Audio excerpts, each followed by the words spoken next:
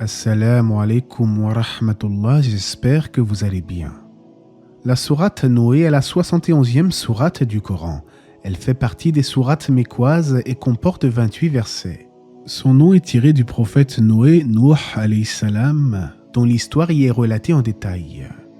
Elle met en avant sa mission qui consistait à appeler son peuple au monothéisme pur, et en ce sens, il fut le premier véritable messager d'Allah. En effet, le prophète Adam était un prophète, mais pas forcément un messager, car il n'a pas eu pour mission de prêcher son peuple spécifiquement. C'est pour cela qu'en islam on dit que tout messager est un prophète, mais tout prophète n'est pas forcément un messager.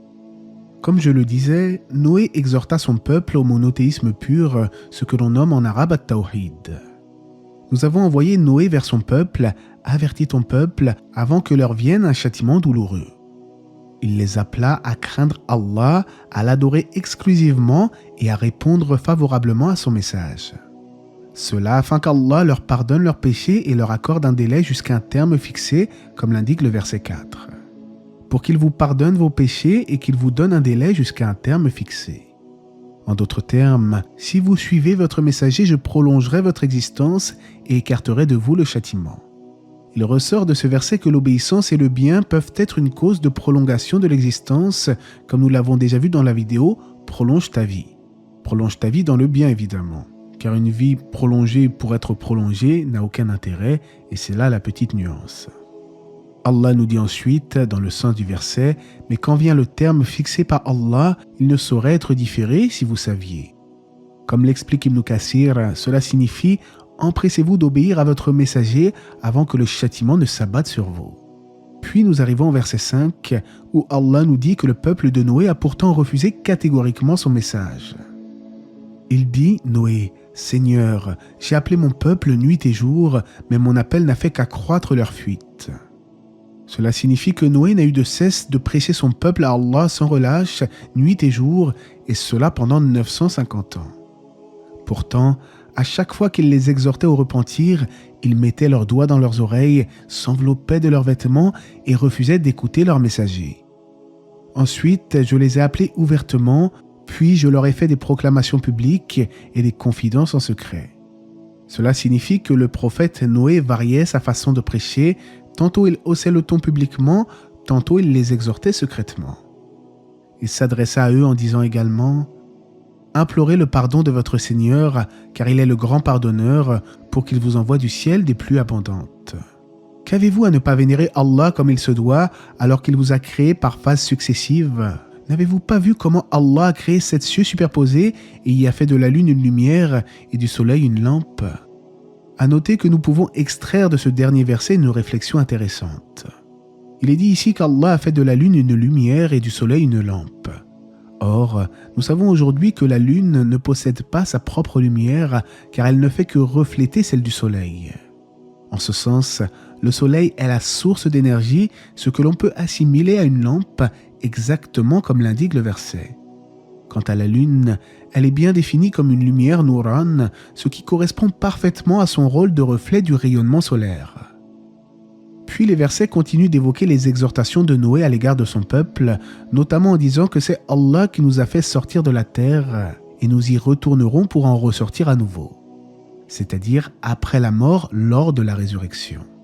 Le verset 19 nous dit ensuite « Et c'est Allah qui vous a fait de la terre un tapis pour que vous vous acheminiez par ses voies spacieuses. » Comme l'expliquent les exégètes, Allah a étendu la terre et l'a renforcée à travers les montagnes bien ancrées et chaque être humain peut aisément parcourir cette dernière à travers ses voies spacieuses. Encore faudrait-il faire remarquer qu'aucun savant, ancien ou contemporain, n'a interprété ce verset en disant que la Terre est plate d'un point de vue astronomique. Allah nous dit d'ailleurs dans la sourate 39 « Il enroule la nuit sur le jour et enroule le jour sur la nuit ». Cheikh Al-Husaymin commente ce verset en disant que le fait d'enrouler une chose consiste à lui faire prendre une forme ronde, comme un turban que l'on enroule par exemple. Malheureusement, certains de nos frères et sœurs en islam ont parfois du mal à accepter certaines réalités scientifiques qui demeurent aujourd'hui incontestables. En toute bienveillance, je ne peux que conseiller à ces gens-là de revenir à ma vidéo complète sur ce sujet afin qu'il ne subsiste plus aucune ambiguïté. Le lien s'affichera à la fin de la vidéo, Inch'Allah. Au verset 21, le prophète Noé invoque son Seigneur en lui disant que son peuple s'est détourné de lui afin de suivre les hauts dignitaires dont les biens et la progéniture n'ont fait qu'accroître leurs pertes. De même, dans leur opposition à la vérité, les polythéistes ont dit « Ils ont dit « N'abandonnez jamais vos divinités et n'abandonnez jamais Wad, Suwa, Yaout, Yaouk et Nasr. » Les noms de ces idoles étaient en réalité ceux de personnes vertueuses parmi le peuple de Noé.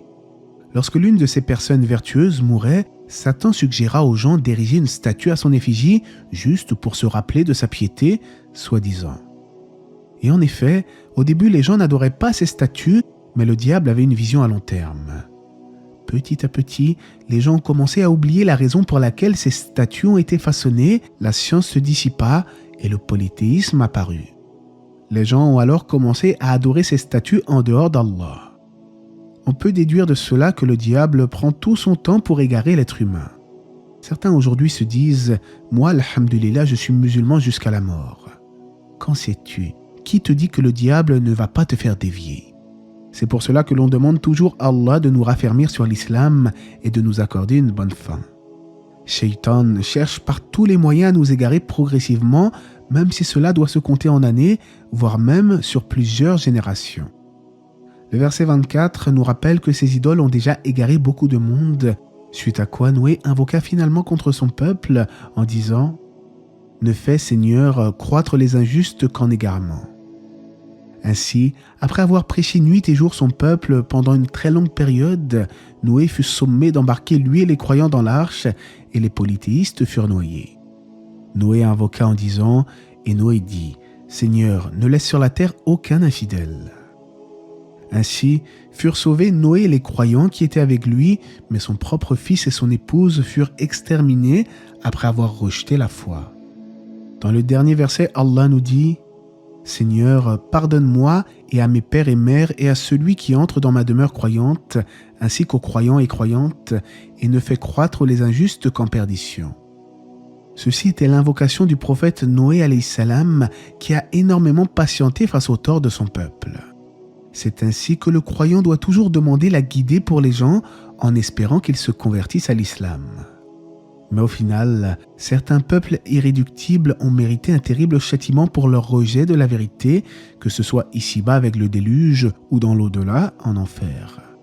Si le prophète Noé a fini par invoquer contre son peuple, c'est parce qu'après les avoir longtemps fréquentés et observé leur comportement, il comprit que la seule alternative désormais était qu'ils disparaissent. Ils risquaient en effet de corrompre les autres avec leur injustice et leur polythéisme. En définitive, la sourate Noé est un puissant rappel sur la mission des prophètes ainsi que sur leur grande persévérance face à l'adversité. Elle nous rappelle que le diable cherchera toujours à égarer les serviteurs d'Allah, même si cela doit prendre un certain temps. Parmi les ruses du diable, et je finirai sur cela, il tente tout d'abord de nous amener à renier Allah. S'il n'y parvient pas, il nous suggérera certainement de vouer un culte à autre que lui en parallèle. Il peut également nous suggérer d'embellir notre prière pour les autres, ce qui est un acte de polythéisme. S'il ne parvient toujours pas à nous faire sombrer dans la mécréance et le polythéisme, qu'il soit majeur ou mineur, il cherchera à nous faire commettre des grands péchés. Si là encore, il constate que le croyant est ferme, il lui suggérera de petits péchés.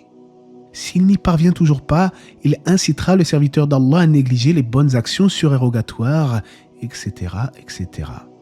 Vous l'avez compris, il a plus d'un tour dans son sac. Mais c'est à nous de lui tenir tête et de ne pas répondre à son appel, car en réalité, nous sommes responsables de nos actions. Et Allah sait mieux, j'espère que ce rappel vous aura été profitable, que la paix et les bénédictions d'Allah soient sur le prophète, sa famille et ses compagnons.